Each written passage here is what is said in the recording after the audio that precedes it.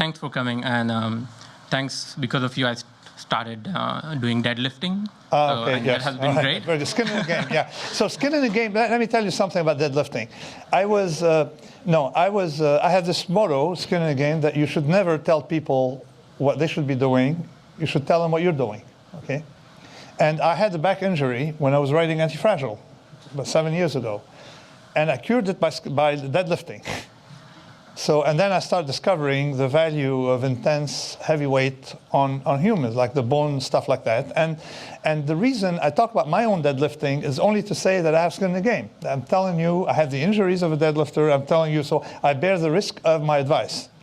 Cool. Great, thanks. Yeah, so I had a question, actually. Like, what happened, you said like a generation or 2 generations, since last couple of generations, we've seen this prevalence of BS vendors, perhaps? Yeah, BS vendors, yes. What exactly happened? Like, what? Well, I mean, this may be a transitory phenomenon.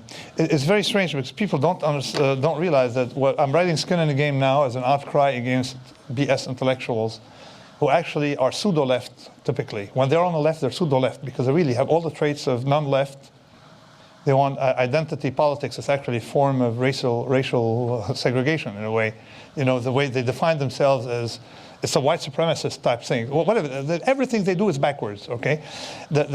But then there is a real left. So there's a book that came to that effect called in France in the 1900s, early 1900s, and it's called The Betrayal of the Clerks by Julien Benda, who really said the same thing. And I realized that for a long time, people kept citing Benda about what they call faux unsincere intellectual.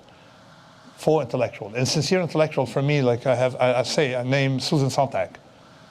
Susan Sontag, as an insincere intellectual, had one day, the first time I ever, was ever interviewed in my life, Fooled by Randomness was out. I was in a radio station at the BBC in the office in New York, and she developed an interest. This book writes on randomness. Oh, very interesting.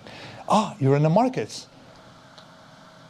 I hate the markets, it's explosive, whatever. It's going on and on and on and on. Okay, so I tried to explain to her it's not rent-seeking, but she treated me like I was crap, and she left as I was mid-sentence, just to humiliate me. Okay, so I said, okay, so she probably lives in upstate New York, in Woodstock, and farms her own vegetables, and she wants to live outside the market system.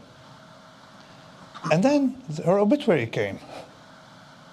She lived in a $17 million mansion. Around here in Chelsea. So you realize, that's the absence of skin in the game. It's fine to be against the market system, but please live in a commune somewhere in a kibbutz in upstate New York, eating radishes and stuff, and that's fine. I have respect for that. Okay, but I don't have respect for the caviar type, and then you extend the caviar intellectual to many things. Okay. Thank you. You're welcome.